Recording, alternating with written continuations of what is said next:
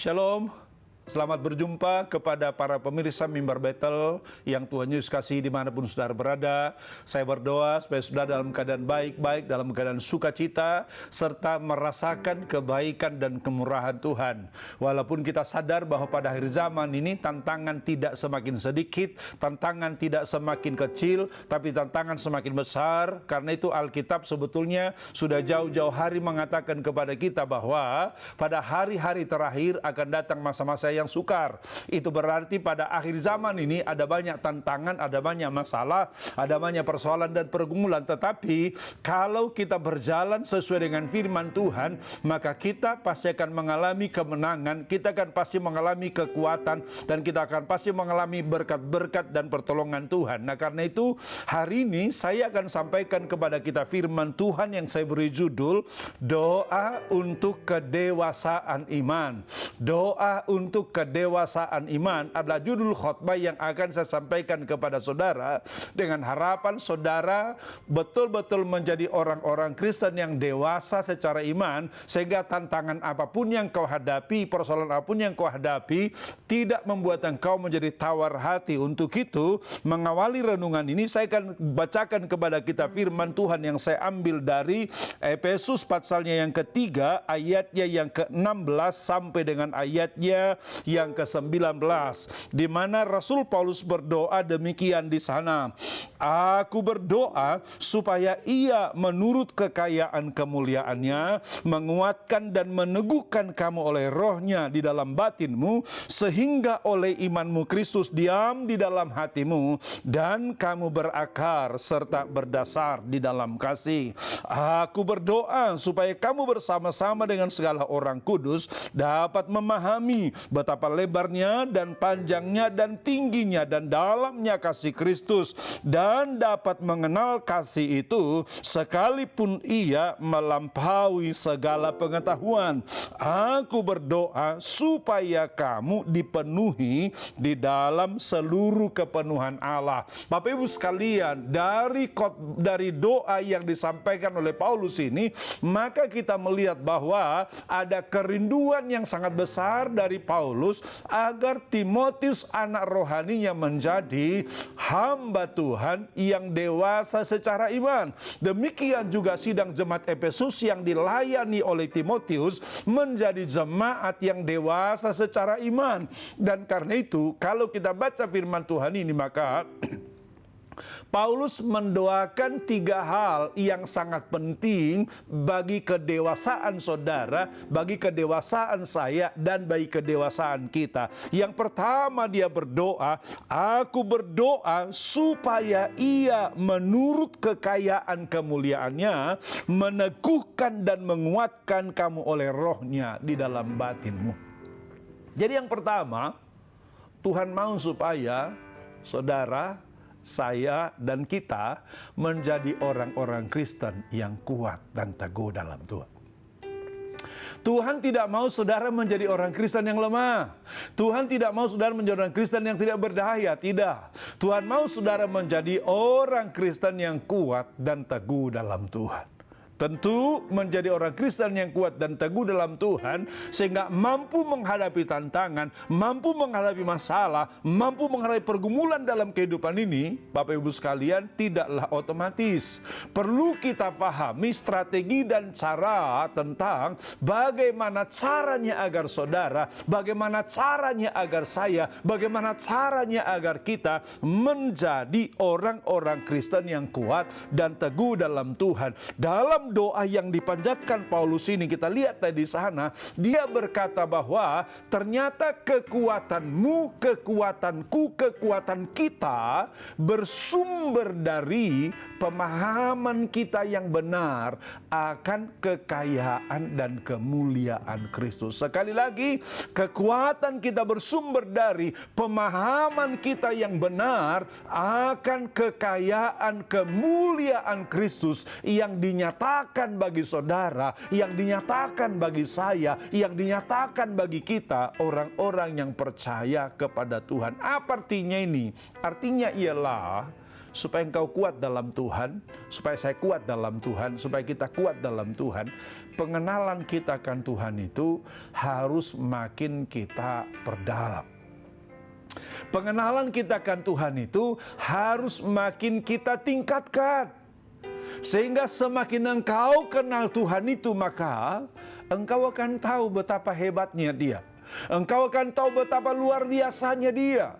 Sejarah menunjukkan kepada kita bahwa ternyata orang-orang yang kuat dalam iman itu adalah mereka-mereka yang punya pengenalan yang sangat baik akan Tuhan. Kita baca dalam Alkitab misalnya, ketika Sadrak, Mesak, dan Abednego oleh karena imannya menghadapi tantangan pada masa itu, Raja memberikan titah bahwa tidak boleh seorang pun bisa menyembah Allah lain atau dewa lain dalam kerajaan, kecuali dewa yang disembah oleh Raja pada saat itu. Tetapi Sadrak, Mesak, dan Abednego yang sungguh-sungguh percayakan kekuatan Tuhan, tetap menyembah Tuhan dengan sungguh-sungguh. Ketika mereka sedang menyembah Tuhan, maka mereka pun ditangkap tangan melanggar titah Raja. Maka mereka pun dihadapkan kepada Raja, lalu Raja berkata, apakah benar, hai Sadrak dan Mesak Abednego, engkau melanggar perintahku dengan menyembah kepada Allah lain yang tidak kuperintahkan itu? Lalu Sadrak, Mesak, dan Abednego mengatakan pada saat itu, benar Tuanku Raja, kami menyembah kepada Allah kami. Dia berkata, karena kami tahu bahwa Allah sanggup melepaskan kami dari tangan Tuanku Raja. Perhatikan baik-baik.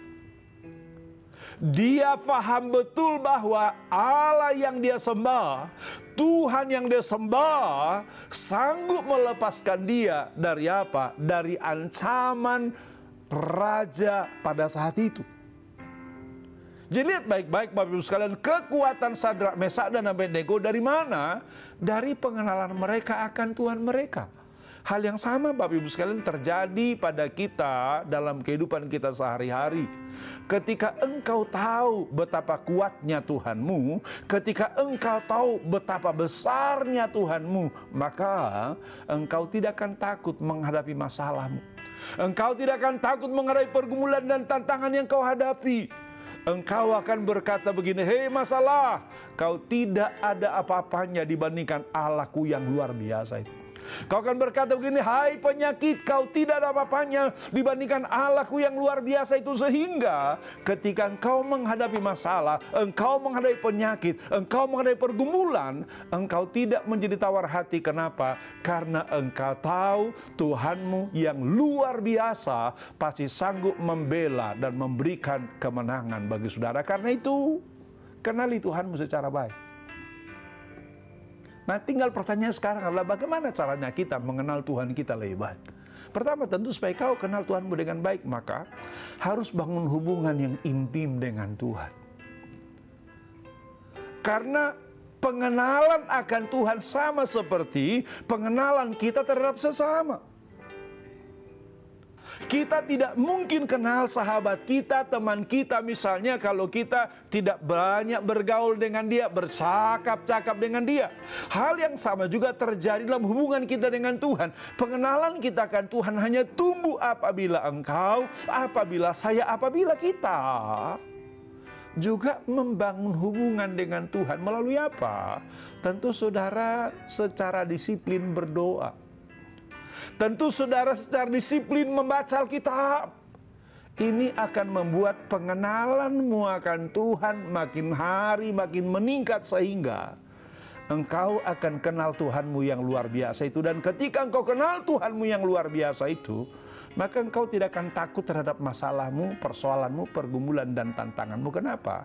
Karena engkau berkeyakinan bahwa Tuhanmu yang luar biasa itu akan memberikan kemenangan dan jalan keluar bagi saudara. Jadi Bapak Ibu sekalian, supaya kita menjadi orang Kristen yang kuat dalam Tuhan, maka kita harus terus meningkatkan pengenalan kita akan Tuhan, sehingga kita mengatakan di sana begini, sehingga oleh imanmu Kristus diam di dalam hatimu. Dikatakan sehingga oleh imanmu kamu berakar serta berdasar di dalam kasih. Paulus melihat bahwa iman itu sama seperti pohon, Bapak Ibu sekalian. Kalau sebuah pohon ditanam misalnya, katakanlah dia belum berakar di tanah di mana dia tumbuh itu, maka tentu angin dengan gampang menjatuhkan dia. Maka tentu badai bisa dengan gampang merobohkan dia. Tetapi kalau pohon itu sudah berakar sedemikian rupa di sana, angin tidak akan merobohkan dia. Mungkin ketika angin besar datang dia goyang-goyang begini, Bapak Ibu sekalian, tapi dia tidak roboh. Tapi justru angin yang besar itu menolong dia untuk apa? Memperdalam akarnya sehingga akarnya makin mendalam. Sehingga ketika akarnya makin mendalam, dia makin kuat, makin kokoh. Bahkan dia menjadi pohon yang tegak berdiri walaupun ada badai, walaupun ada banjir, walaupun ada goncangan-goncangan yang luar biasa. Saya mau sampaikan kepada kita, hal yang sama akan terjadi dalam hidup saudara sebagai orang Kristen. Engkau hanya akan menjadi orang Kristen yang kuat apabila pengenalanmu akan Tuhan itu makin mendalam. Pengenalanmu akan Tuhan makin mendalam. Jangan menjadi orang Kristen yang hanya sekedar setengah-setengah saja. Jangan hanya menjadi orang Kristen yang biasa-biasa saja. Karena dengar baik-baik, tantangan ke depan tidak akan makin ringan. Persoalan ke depan tidak akan makin mudah. Pergumulan ke depan tidak akan makin simpel. Saya sudah sampaikan kepada kita tadi firman Tuhan yang mengatakan bahwa pada hari-hari terakhir akan datang masa-masa yang sukar. Artinya apa? Makin terakhir, makin ke sana, makin dekat hari kedatangan Tuhan itu, tantangan tidak makin ringan. Tantangan tidak makin mudah. Tantangan makin berat, persoalan makin berat, kesulitan makin beragam. Tetapi dengar, tetapi ketika engkau kuat dan berakar dalam Tuhan, apapun tantangan dan persoalan itu tidak membuat engkau menjadi lemah, tidak membuat engkau menjadi tawar hati. Karena itu, jadikan doa Paulus ini menjadi doa saudara. Katakan, Tuhan, saya berdoa supaya saya menjadi orang Kristen yang kuat dan teguh dalam Engkau. Tapi tentu berdoa saja tidak cukup. Berdoa saja tidak cukup. Ada kata-kata yang indah berkata begini, doakan apa yang akan kau lakukan, tapi juga lakukan apa yang kau doakan.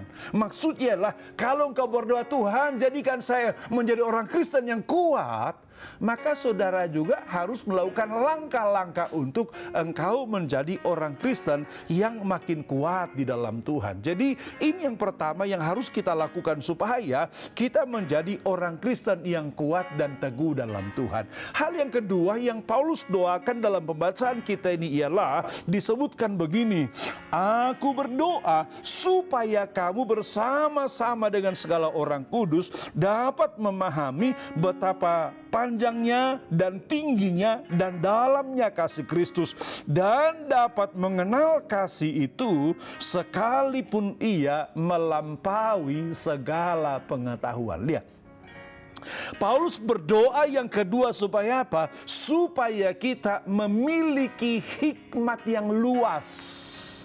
Kenapa perlu memiliki hikmat yang luas? Karena Paulus mengatakan dalam doanya ini untuk memahami betapa lebarnya dan panjangnya dan tingginya dan dalamnya kasih Kristus itu, pengetahuan kita saja tidak cukup. Dengar. Untuk memahami betapa lebarnya dan panjangnya dan tingginya dan dalamnya kasih Kristus itu, dengar, pengetahuan kita saja tidak cukup. Kita membutuhkan apa? Membutuhkan hikmat Tuhan.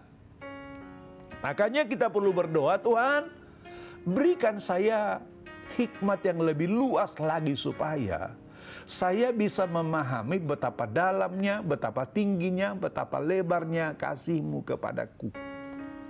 Sehingga kita tidak pernah menjadi ragu-ragu akan kebaikan Tuhan. Ketika masalah datang, persoalan datang, tantangan datang, himpitan datang, saudara tidak menjadi ragu-ragu akan kasih Tuhan, tidak menjadi ragu-ragu akan kebaikan Tuhan. Kenapa? Engkau kenal betul Tuhanmu yang sangat mengasihi engkau. Saya mau sampaikan kepada kita bahwa Dia benar-benar sangat mengasihi kita sekali. Dia benar-benar sangat mencintai kita sekalian. Kita baru saja merayakan Jumat Agung dan Paskah. Jumat Agung mengingatkan kita bagaimana Yesus berkorban bagi setiap kita. Dia berkorban karena cintanya kepada saudara, karena cintanya kepada saya. Tidak hanya sekedar kata-kata, tidak sekedar ungkapan saja.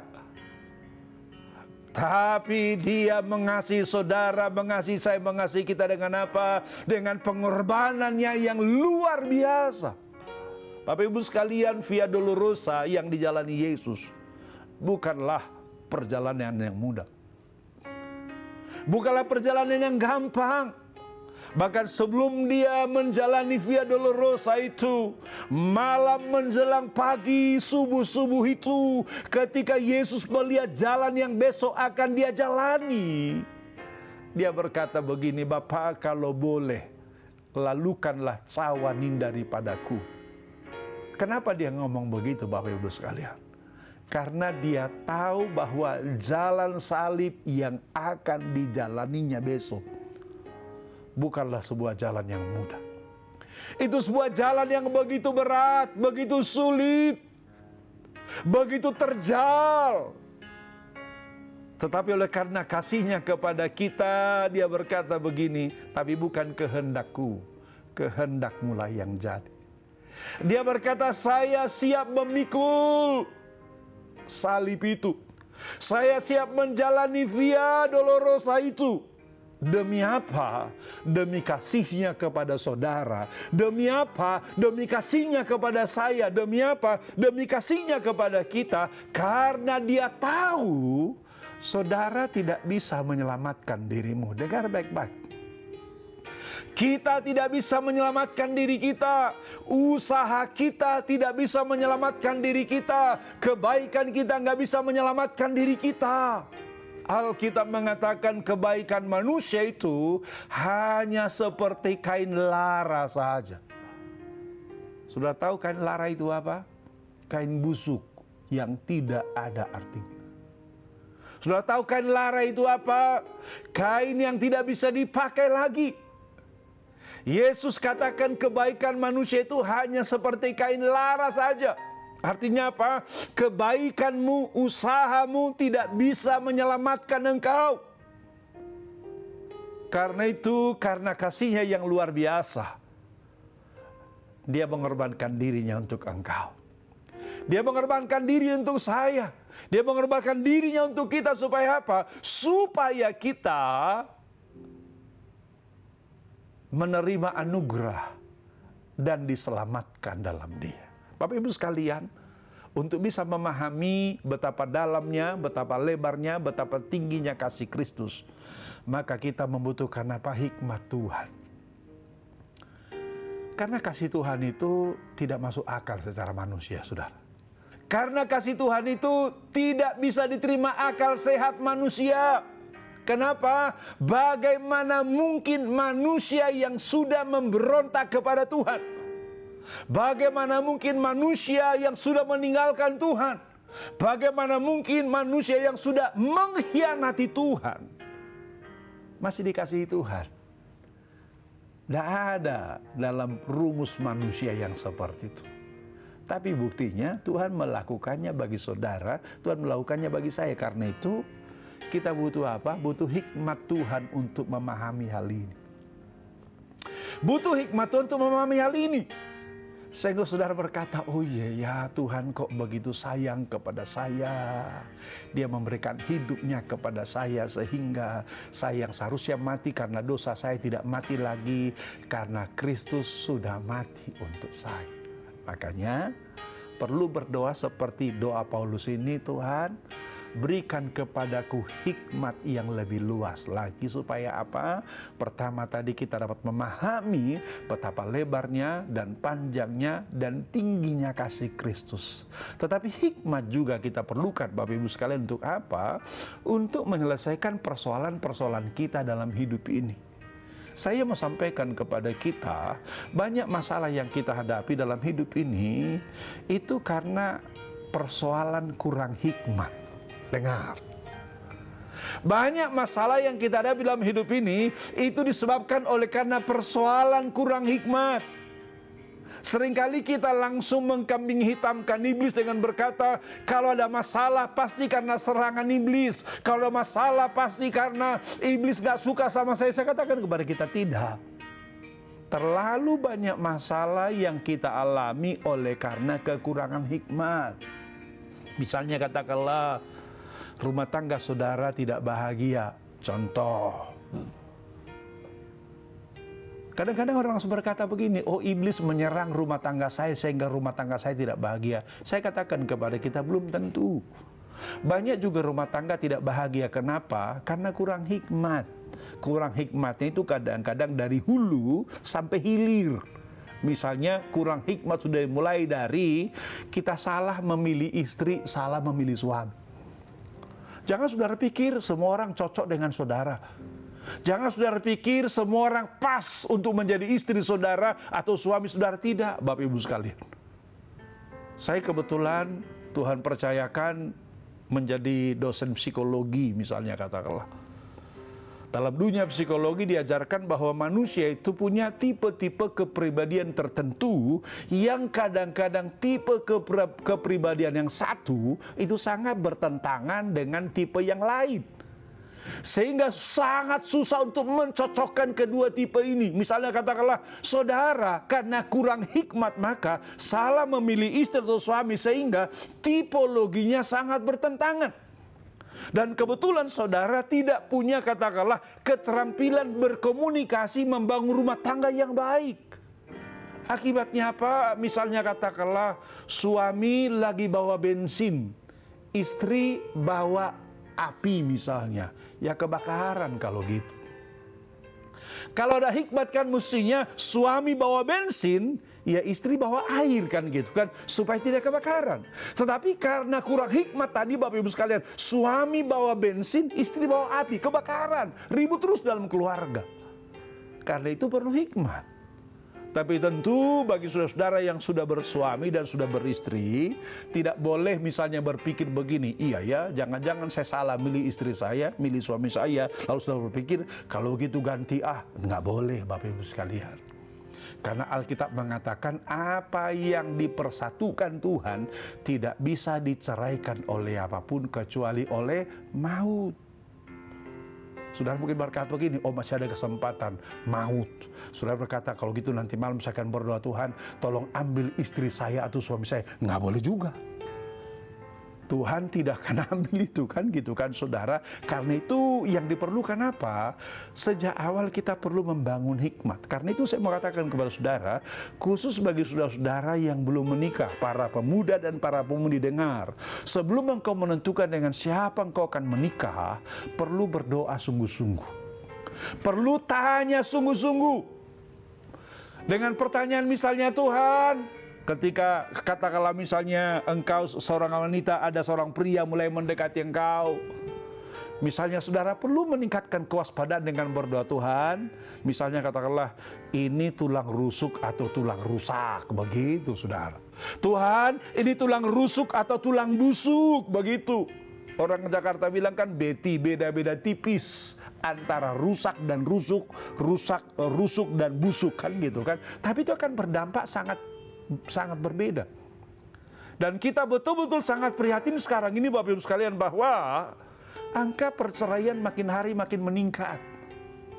Angka kekerasan dalam keluarga makin hari makin meningkat. Kenapa? Menurut saya salah satunya ialah ya karena kurang hikmat tadi. Makanya kita perlu berdoa seperti doa Paulus ini. Tuhan, berikan kepadaku hikmat yang lebih luas sehingga pertama tadi dapat memahami betapa dalamnya, betapa tingginya, betapa luasnya kasih Kristus itu. Tapi yang kedua juga untuk bisa menyelesaikan persoalan-persoalan saudara sehingga engkau menjadi orang Kristen, engkau menjadi keluarga Kristen yang berkemenangan, sehingga engkau juga menjadi terang, menjadi garam, dan menjadi saksi di tengah-tengah masyarakat di mana engkau berada. Nah, hal yang ketiga yang Paulus doakan dalam pembacaan kita ini dikatakan begini.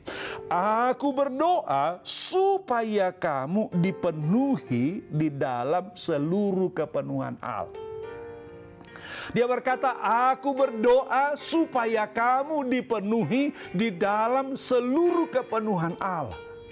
Kata kepenuhan Allah, Bapak Ibu sekalian, ini berbicara tentang keutuhan, kedewasaan. Jadi doa Paulus yang ketiga ialah dia berdoa agar kita menjadi apa? Menjadi orang-orang Kristen yang dewasa. Kenapa perlu menjadi orang Kristen yang dewasa? Saya katakan kepada kita bahwa hanya orang Kristen yang dewasa yang mampu menghadapi tantangan. Hanya orang Kristen yang dewasa yang mampu menghadapi tekanan. Anak-anak tidak mampu menghadapi tekanan ini. Anak-anak cenderung gampang putus asa. Anak-anak cenderung gampang kecewa. Anak-anak cenderung bahkan gampang ngambek dia. Makanya kadang-kadang misalnya kita sebagai orang tua umpamanya katakanlah demikian, kita bawa anak kita misalnya yang masih kelas 1 SD, kita bawa ke mall. Di mall misalnya anak kita ini lihat ada mainan yang dia sukai. Lalu dia bilang begini, papi tolong belikan mainan itu papi, saya suka mainan itu. Tapi kita katakan, nak papi ini nggak bawa uang, bulan depan aja ya. Anak kita bisa ngambek itu lalu kemudian berguling-guling di lantai mall. Kenapa? Masih anak-anak. Beda dengan anak kita misalnya yang sudah dewasa, katakanlah misalnya udah kelas 3 SMA, kita bawa jalan-jalan di mall misalnya katakanlah demikian. Lalu dia lihat ada sepatu yang dia sukai misalnya di mall itu, lalu dia katakan begini, papi saya pengen beli sepatu itu. Lalu kita katakan, nak papi nggak bawa uang, bulan depan aja ya nak. Saya mau tanya sama saudara, anak saudara ngambak dan berguling-guling di lantai mall nggak? Enggak. Paling dia bilang begini, janji ya papi. Kenapa? Anak kita yang sudah dewasa, sudah paham dan sudah mengerti bahwa tidak selalu kita bawa uang. Tidak semua yang dia inginkan itu akan diberikan kepadanya. Sama. Orang Kristen anak-anak seringkali gampang ngambek dia. Gampang kecewa dia. Gampang tinggalkan Tuhan dia. Tapi orang Kristen yang dewasa, dia tahu bahwa segala sesuatu indah pada waktunya sehingga ketika apa yang dia harapkan belum Tuhan berikan kepadanya, paling dia berpikir begini, oh barangkali sekarang bukan waktu yang indah itu. Karena itu saya mau sampaikan kepada saudara, jadikan doa Paulus ini menjadi doa saudara. Supaya yang pertama, engkau menjadi orang Kristen yang kuat dalam Tuhan. Yang kedua, kau menjadi orang Kristen yang memiliki hikmat yang luas. Dan yang ketiga, kau menjadi orang Kristen yang dewasa secara iman. Ketika ketiga hal ini ada pada kita, dengar baik-baik. Kau pasti akan menjadi orang Kristen yang berkemenangan, pasti menjadi orang Kristen yang kuat dan menikmati anugerah, kasih dan kebaikan Tuhan. Yang percaya kita berkata, amin, amin, haleluya.